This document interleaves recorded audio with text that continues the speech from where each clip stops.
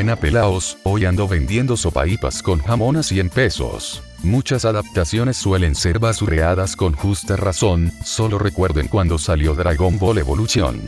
Esto pasa tan seguido, que cada vez que vemos una adaptación de esta índole, la descartamos como mal al tiro. Pero, ¿podemos encontrar algo decente entre la montaña de caca?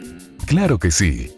Y aunque no sean perfectas, tienen cosas rescatables como el live action de los yoyos, el diamante inquebrantable. La parte 4 de los yoyos es mi favorita por el estilo slice of life que tiene, y lo extrañamente alegre y bizarro que es.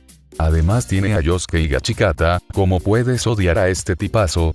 Pero ¿qué pasaría si lo trasladamos a personas en carne y hueso? Hoy podremos ver una perspectiva bastante más seria de la parte 4 a comparación del anime, incluso le añade un par de detallitos más a Yosuke que quiero comentar. Hoy veremos la yoyo película, juzgándola independiente de su anime lo más posible, para poder ver qué nos puede ofrecer.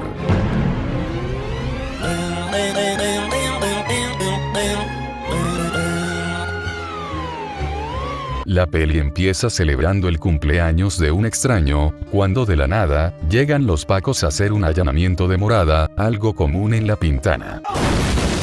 El cabo viejo que se llama Ryōei Higashikata, fuerza la entrada y con su patrulla, entran a la casa. Pero lamentablemente, se les escapó al extraño que celebraba su cumpleaños que en realidad, era un criminal buscado por mucho tiempo, llamado Anjuro Katahini, o Angelo según los italianos. Lo buscaban por, hacerles cosas feas a la gente.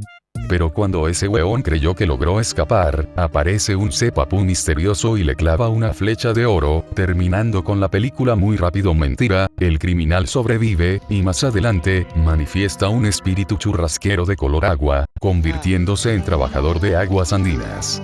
Y con ese poder, se encarga de tomar cartas en el asunto con algunos tipos que lo estaban interrogando. Luego de pasar al peor opening de los yoyos, o sea, el menos bueno. Pasamos a otra escena donde un niño acomoda sus mangas de Las despampanantes heterodesventuras de José José. Este niño. Espérate, como que Koichi no era un pendejo de básica. Como que tiene 15 años. Entonces me están diciendo que en el anime mide igual que el Miguelito pero no va en quinto básico. En fin, Koichi sale de su casa, diciendo que es su primer día del colegio, para que acto seguido, se encuentre con unos flaites japoneses, lo amenazan con el dinero del almuerzo, pero cuando menos se lo esperaban, entra otro pandillero con un peinado muy copado en escena. Los flaites se acercan a amenazar al weón que acaba de llegar, pero ni se inmuta. Hasta que uno de estos tipos osa ofender el magnánimo cuero cabelludo de ese individuo. Cagaste. Al igual que el criminal del inicio, este pelao también tiene un espíritu churrasquero en la espalda, pero lo que hace su poder, es regresar las cosas con las que toca a un punto previo. Como Koichi no tiene estos ángeles de la guarda, no los puede ver, y por ende, se queda con cara de what the fuck. Los robones aplican la técnica Joestar, y estos dos se presentan, el individuo con el copete bien parado, se nombra y se apellida Yosuke Higashikata. Se caen bien de inmediato, y cuando se retira el Yusuke, Koichi ve cómo le repararon la bici sin explicación aparente. Culiao, imagina cuánta platita puede ganar el Yosuke si arreglara controles de Play 1. Entonces, volvemos al colegio, donde el Koichi está estudiando con... nadie.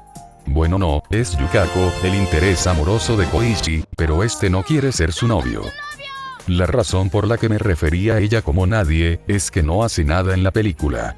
Explicaré esto más adelante. Por otro lado de la ciudad, aparece Ryōei, el mismo viejo del inicio, para reprender a dos idiotas por botar basura, y que para nada serán carne de cañón. Unos minutos después, vemos a estos dos idiotas en una fuente, y al lado, aparece el asesino de asesinos, para mostrarnos su espíritu guardián con poderes de agua. Y este termina poseyendo a uno de los dos idiotas, matando al otro. Después de unas escenas, Yosuke y Koichi se encuentran en un kiosco, donde hay una toma de rehenes, siendo uno de los idiotas poseídos por el espíritu de la guardia del asesino, espanta a toda la gente a su alrededor, pero Yusuke estaba disociado y amablemente se retira. Pero, este enfermito asesino cometió un error. Cagaste. y Yosuke resuelve la situación de un combo. La rehén salió ilesa gracias al poder de Yosuke, y dejó el cuchillo del poseído dentro de su abdomen. Este bota el pisco a lo macho, pero el fantasma de agua escapa por una alcantarilla. Pero no hay tiempo, los pacos están llegando a esta escena, pero Yosuke aplica la técnica familiar. Solo para dejarnos en claro, que el asesino del agua estaba detrás de ellos todo este tiempo, y le jura venganza a nuestro protagonista. Pasamos a un... ¡Ay, mamachita! Oye weón, no en el carrito que te mato, sácate pa' allá, lacra. Pasamos a la casa de Yosuke, resultando que el viejo que se apellida igual que él, en efecto, sea su abuelo. Y la señorita que también estaba llegando a la casa es su madre. En todo caso, su abuelo lo regaña por haber sido el que confronta al tipo en el kiosco, pero después de una charla, el abuelito menciona que algo se viene, algo muy cuático. Cambio de escena, Koichi bicicletea con su bicicleta en la mañana, pero el tarado se tropieza con alguien solo para que Koichi sea traicionado y se quede atrapado en la dimensión de Edits de Invencible. Por fortuna, solo fue suspendido en el aire por unos segundos antes de que el señor de blanco se disculpara y se presentara como Yotaro Kuyo. Oiga caballero, ¿de verdad no quiere que le regale una sopaípa? Es que parece que usted no desayunó. No. El Yotaro flaco le pregunta a Koichi si conoce a Yosuke, y justo él pasaba de casualidad. Yotaro lo doxea para que le crea lo que está por contar. Pasan caminando por un puente, y le comenta que su padre, Joseph Joestar, le debe una herencia repartida en 3 herederos. Pero el humilde de Yosuke rechaza la oferta e intenta retirarse. Yotaro le detiene y le pregunta si ve cosas extrañas, como fantasmas reales captados en cámara. La escena concluye con un malentendido del maravilloso cabello de Yosuke. Yotaro le explica que esos fantasmas se le llaman stands y le pregunta si ha visto uno de esos recientemente. Solo para que Yosuke le diga que lo están dueando, que no le interesa, y se va pa' su casa. Volvemos a la Higachikasa, andan comiendo la familia, el abuelo menciona que uno debe creer en las personas de Morio, luego menciona sobre un suceso de hace 13 años donde Yosuke estuvo a punto de morir, pero fue salvado por alguien, y luego Yosuke se peina con solemnidad, como un gesto de respeto por la persona que lo salvó. Reforzando esta idea de que en este pueblo hay gente buena como mala, y nos dan un pequeño guiño a ese momento para los gordos que vimos el anime, pero aquí no se explora mucho. Luego de un vinito, se duerme el abuelito. Yosuke y su madre se quedan solos a charlar, y ella nos deja en claro que no está interesada en otro hombre que no sea Joseph. Ya Kakyoin, no le ponga el color, hay muchos peces en el mar. ¿Y pa' qué me quiero culiar un pea, huevonao? Capaz que ella se meta un pulpo, pero yo no doy más. Chao, me voy a suicidar. Su madre le dice que se parecería mucho a su padre, pero Yosuke dice que se quiere parecer más a su abuelo. Ay, qué bonito, espero que no le vaya a pasar algo malo. Luego vemos a Koichi paseando con nadie, pero por las espaldas, nos revelan que hay un pandillero misterioso rondando, que no hará nada de momento. En las calles de algún lugar de Morio, Yosuke pasea descuidado, y en las alcantarillas, lo encuentra Angelo, identificando a su presa. Yotaro nos dice, se dice a sí mismo que en efecto, el stand enemigo de agua se desplaza por agua. Yotaro se da cuenta que está por llover, él suma 2 más 2, dándose cuenta que el stand de Angelo sería muy peligroso en esas circunstancias. Él trata de avisarle a Yosuke que, efectivamente, el agua moja antes de que sea demasiado tarde. Al regresar a la casa de Yosuke, vemos como él tiene un momento con su abuelo, recordando vagamente qué significa la Jo de su nombre. Un dato para más adelante. Pero lamentablemente, Angelo logró encontrar la Higachikasa, espera que llueva de noche, primero para poder desplazarse mejor con su stand, y segundo, porque sabe que los robones duermen a esa hora y no lo asaltarán. Por eso yo siempre atiendo de noche. La mamá de Yosuke bebe un poco de agua de la llave, y luego le dice a Yosuke que saldrá incluso con lluvia, algo que No le da importancia a su hijo. Pero Yosuke anda aguja y logra ver entre los labios de su madre al stand de agua. Luego, golpea a su madre para salvarla de una muerte. Y con sus poderes de regresión, captura al stand enemigo en una kumjar. Así de fácil, así de sencillo y así de barato pudo salvarse, pero la película aún le queda unos minutos más, así que Yosuke deja que su mamá salga a solas de noche, con un asesino suelto por ahí. Total, que es lo peor que puede pasar. Luego Yosuke recibe la llamada del Yotaro, advirtiéndole que el stand de agua se desplaza por los líquidos. Como protagonista de Creepypasta, Yosuke no le da importancia porque tiene atrapado al asesino, pero aún así Yotaro irá rápidamente a su casa. En una llamada de la naturaleza, Yosuke se retira, dejando al enemigo en la botella,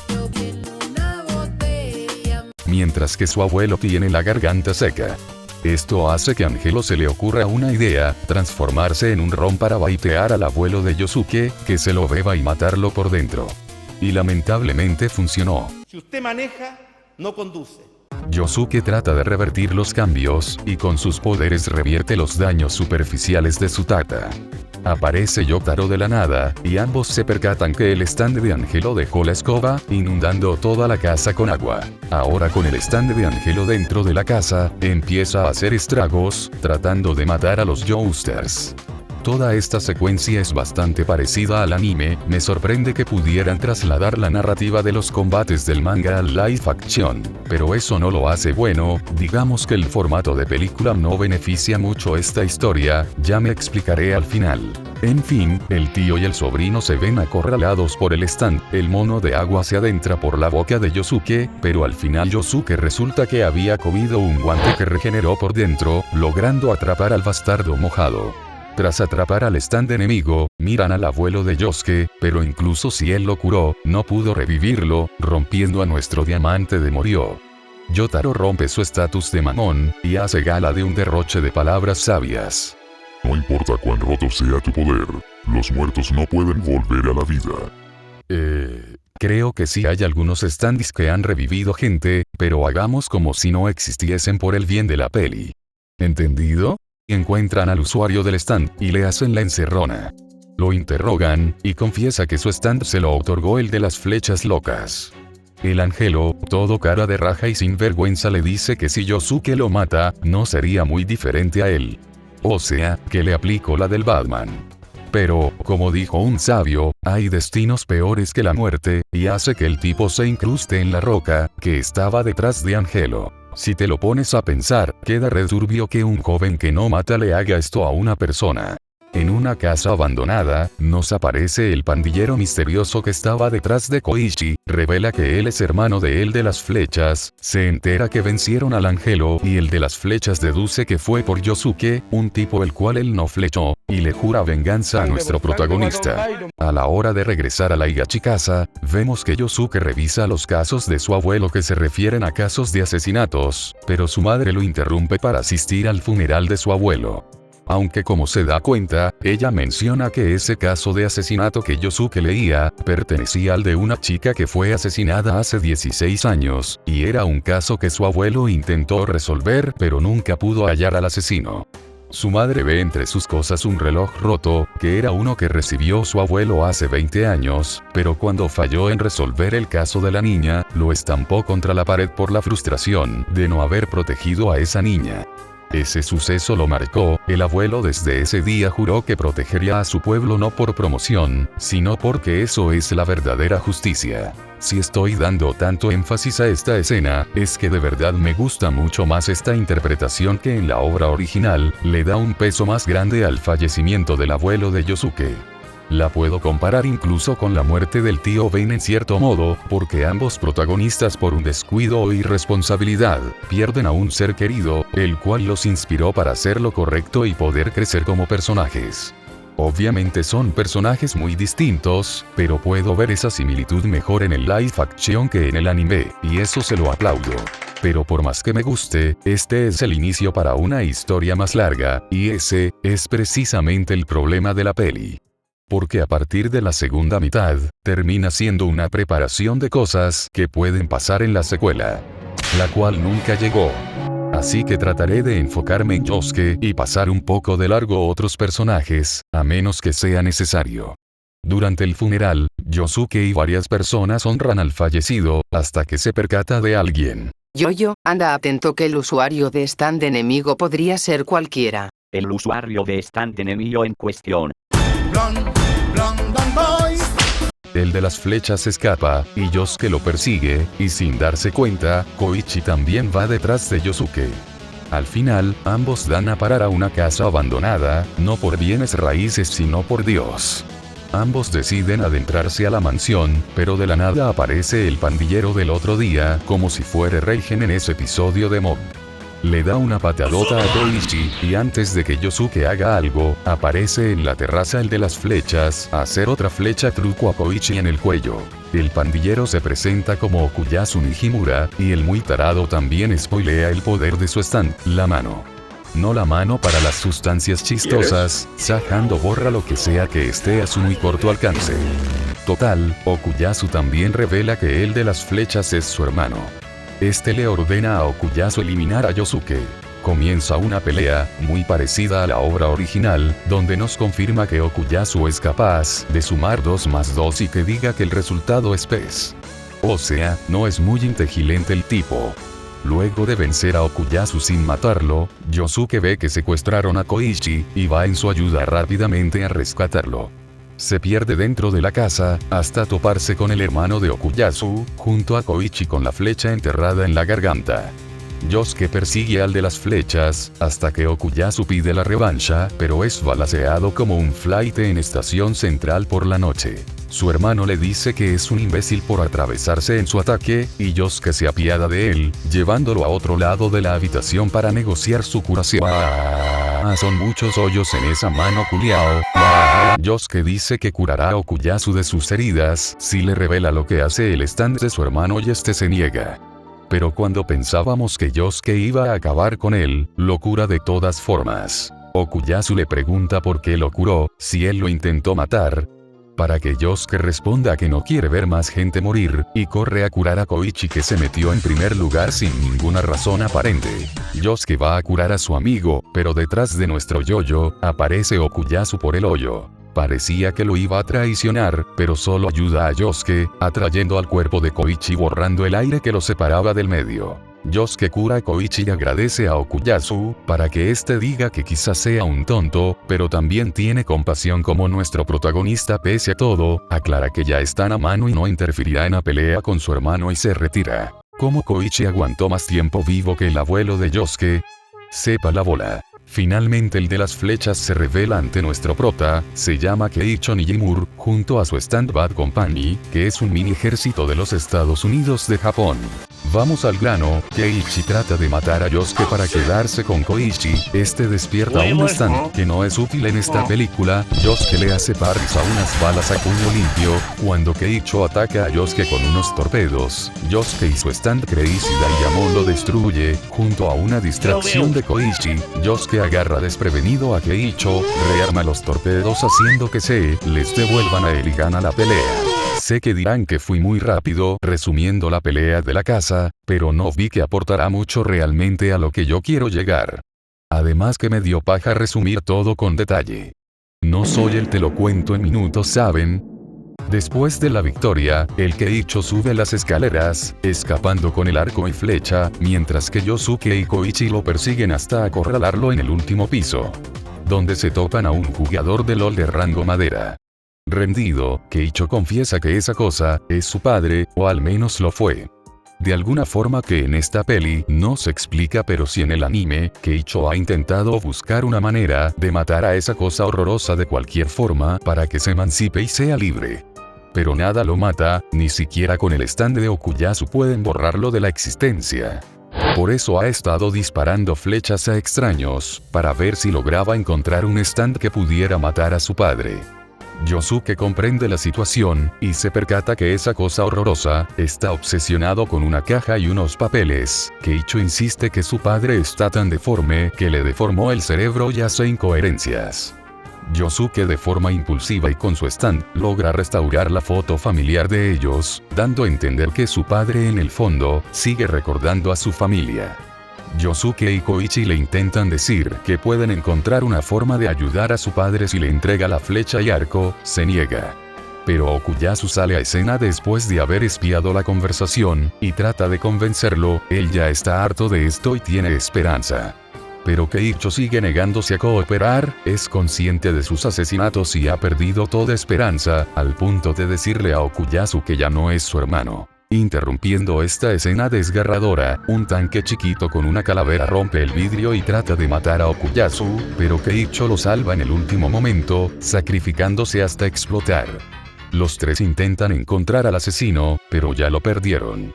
Okuyasu le pregunta a Yosuke si su hermano lo quería muy en el fondo, y este lo confirma al comentarle que se sacrificó para protegerlo. ¡Qué conmovedor! ¿No creen? Terminamos con una última escena, donde Yosuke está en la orilla con Yotaro. Mencionan que el kanji de Yo del nombre de Yosuke significa proteger, fue el abuelo de Yosuke que le dio ese nombre, y termina comentando que él continuará con la voluntad de su abuelito de proteger su pueblito natal. Rematando al final que nos muestran el reloj que él reparó. Cerrando con el arco de Yosuke. La peli termina con muchas cosas que ya no tienen valor, porque nunca hubo una secuela, como nadie mostrando que su pelo es un stand, y la escena post créditos de una mano cercenada, dejando en claro que existe Kira en esta adaptación. Me entretuve viendo esta peli, si soy sincero. Ver otra perspectiva de la ciudad de Morio de Araki fue refrescante. Lo mejor de la película fue que mejoraron las motivaciones de Yosuke. En la obra original pasa algo parecido, pero todo va mucho más directo al punto. La muerte del abuelo de Yosuke en el anime ocurre de golpe, y poco recuerdo yo que se mencione o le dé importancia después de los primeros capítulos. Aquí, como tenían que construir una historia dentro de lo que dura la película, se tomaron el tiempo de desarrollar mejor la relación entre Yosuke y su abuelo. Le dieron algunas interacciones nuevas que no vimos en el anime, y también profundizaron en por qué el abuelo quería proteger tanto su pueblito. Además, me gustó mucho que en esta adaptación le dieran un recuerdo físico. El reloj que se rompió hace años por no haber podido proteger a alguien, y que al final Yosuke repara con su poder. Ese detalle hace que la relación entre los dos se sienta mucho más entrañable. Además me gusta que todo ese tema del reloj se construyó con sucesos que solo alguien que vio el anime o manga entendería, como el asesinato de Rei Sugimoto, un personaje clave para el enfrentamiento final. También me gustó que trasladaran las batallas estratégicas al cine. Son bastante fieles al material original, pero esa misma fidelidad a veces juega en contra del ritmo. Muchos de los diálogos parecen pensados para un manga, donde es necesario explicar lo que está pasando para que el lector entienda la estrategia. En animación eso también funciona, porque el formato permite pausas largas o exageraciones del tiempo, algo como los famosos 5 minutos de Namekusei en Dragon Ball Z. Pero en un live action se siente un poco raro que los personajes estén explicando constantemente cómo funcionan sus poderes. Se entiende que es para que sigamos la pelea, pero termina siendo que algunos enfrentamientos se sientan más pesados de lo que deberían ser, como todo el acto en la mansión abandonada. El mayor problema de la película, eso sí, es que intenta ser el inicio de algo más grande, sin tener el tiempo para desarrollarlo. Hay varios personajes y conflictos que claramente estaban pensados para futuras secuelas, pero que aquí se quedan a medio camino. Personajes como Okuyasu, Keiicho, el abuelo de Yosuke me parecen que están bien, pero por la chucha, ustedes vieron cómo pasé olímpicamente de Yukako porque no hace nada, o como Koichi que apenas activa un conflicto y desaparece, esperando desarrollo para una secuela que nunca llegó. Sin contar varias escenas que quedan en el aire, al final quedan como escenas postcréditos de Marvel que no llegaron a ningún lado, por eso omití varias escenas. Y Yotaro aquí solo proporciona información adicional. Quizá esta historia habría funcionado mejor como una serie, donde hay tiempo para construir todo eso. Porque si no conoces la obra original, perfectamente podrías preguntarte quién es Yotaro o de dónde salieron las mendigas flechas. Al final, esta adaptación tenía el potencial de reinterpretar o expandir ideas del manga de Araki, pero el formato no la dejó florecer del todo. Es una película que probablemente disfruten más los fans guatones como yo, porque ya conocen las reglas del mundo de yoyos y pueden rellenar los espacios que la película deja. Pero para gente que camina en la calle como tú, él, o Eduardo el de los pollos, difícilmente les interese ver algo como esta película. O en palabras más simples, qué buena película, nunca más la vuelvo a ver.